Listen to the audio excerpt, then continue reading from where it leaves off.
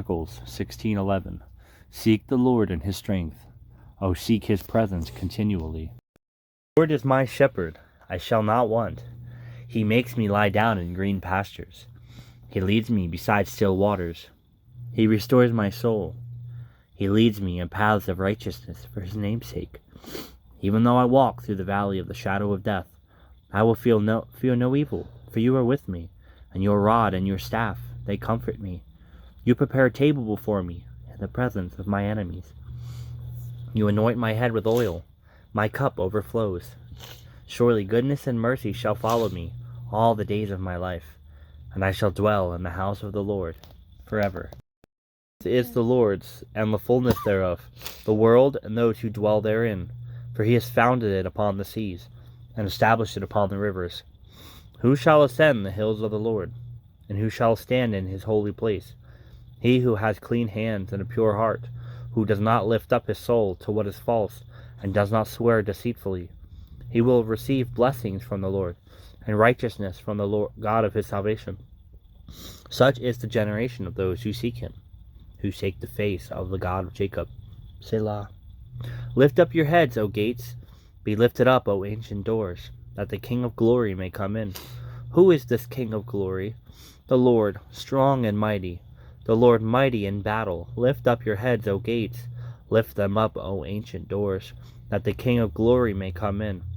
Who is this King of glory? It's the Lord of hosts. He is the King of glory. Selah. O Lord, I lift up my soul. O my God, in you I trust. Let me not be put to shame. Let not my enemies exult over me. Indeed, none who wait for you shall be put to shame. They shall be ashamed who are wantonly, treacherously. Make me to know your ways, O Lord. Teach me your paths. Lead me in your truth and teach me, for you are the God of my salvation. For you I wait all the day long. Remember your mercy, O Lord, your steadfast love, for they have been from of old. Remember not the sins of my youth, or my transgressions. According to your steadfast love, remember me, for the sake of your goodness, O Lord. Good and upright is the Lord. Therefore he instructs sinners in the way. He leads the humble in what is right, and teaches the humble his way. All the paths of the Lord are steadfast, love and faithfulness, for those who keep his covenant and his testimonies. For your name's sake, O Lord, pardon my guilt, for it is great. Who is the man who fears the Lord? Him will he instruct in the way that he should choose. His soul shall abide in well-being, and his offspring shall inherit the land. The friendship of the Lord is for those who fear him, and he makes known to them his covenant. My eyes are ever toward the Lord, for he will pluck my feet out of the net. Turn to me and be gracious to me, for I am lonely and afflicted. The troubles of my heart are enlarged. Bring me out of my distresses. Consider my affliction and my trouble, and forgive all my sins. Consider how many are my foes, and with what violent hatred they hate me. O guard my soul and deliver me. Let not me be put to shame, for I take refuge in you. May integrity and uprightness preserve me, for I wait for you. Redeem Israel, O God, out of all his troubles. Hate me, O Lord, for I have walked in my integrity. I have trusted in the Lord without wavering. Prove me, O Lord, and try me. Test my heart and my mind, for your steadfast love is before my eyes, and I walk in your faithfulness. I do not sit with men of falsehood, nor do I consort with hypocrites. I hate the assembly of evildoers, and I will not sit with the wicked. I wash my hands in innocence, and I go around your altar, O Lord, proclaiming thanksgiving aloud, and telling all your wondrous deeds. O Lord, I love the habitation of your house, and the place where your glory dwells. Do not sweep my soul away with sinners, nor my life with bloodthirsty men, in whose hands are evil devices, and whose right hands are full of bribes. But as for me, I shall walk in my integrity, and redeem me, and be gracious to me. My foot stands on level ground. In the great assembly I will bless the Lord. He is my light and my salvation. Whom shall I fear? The Lord is the stronghold of my life. Of whom shall I be afraid? When evildoers assail me to eat up my flesh, my adversaries and my foes, it is they who stumble and fall. Though an army encamp against me, my heart shall not fear. Though war arise against me, yet I will be confident.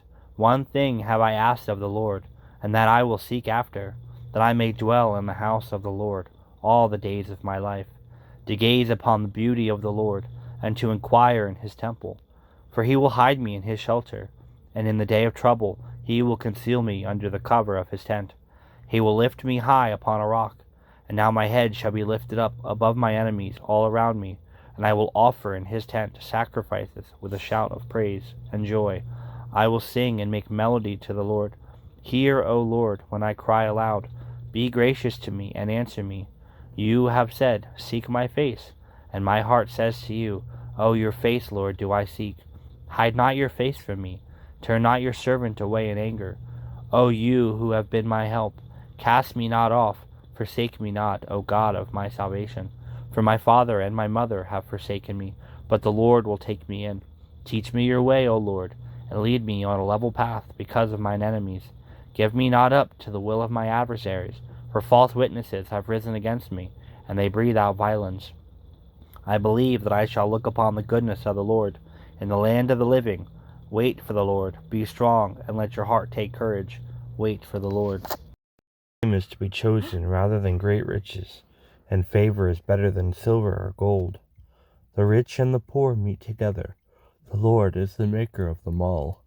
The prudent sees danger and hides himself, but the simple go on and suffer for it. The reward for humility and fear of the Lord is riches and honor and life. Thorns and snares are in the way of the crooked. Whoever guards his soul will keep far from them. Train up a child in the way he should go, and even when he is old he will not depart from it. The rich rule over the poor, and the borrower is the slave of the lender. Whoever sows injustice will reap calamity, and the rod of his fury will fail. Whoever has a bountiful eye will be blessed, for he shares his bread with the poor. Drive out a scoffer, and strife will go out, and quarreling and abuse will cease. He who loves purity of heart, and whose speech is gracious, will have the king as his friend.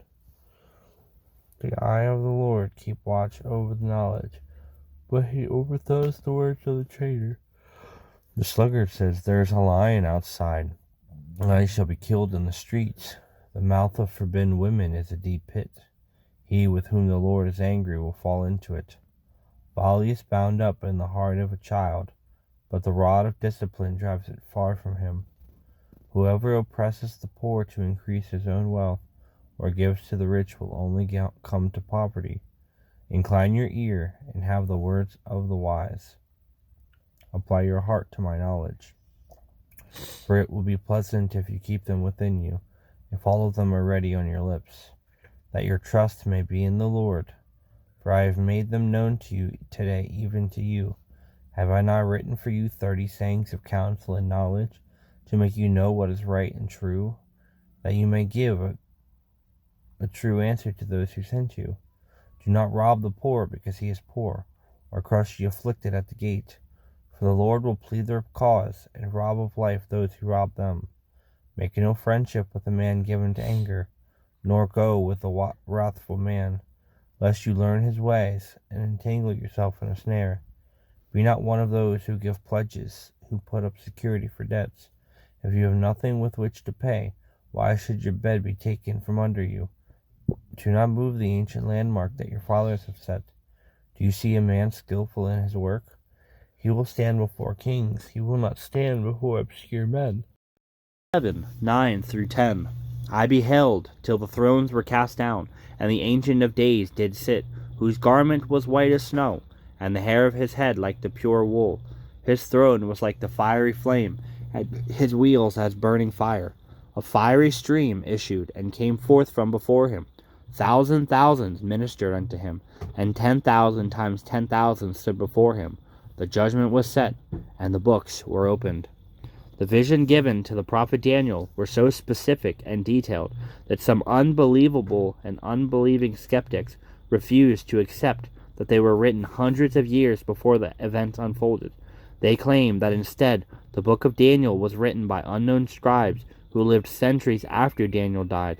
But God perfectly knows the end from the beginning, and it was no challenge for him to speak through dreams, and in visions, and a complete foretelling of the great empires of that age.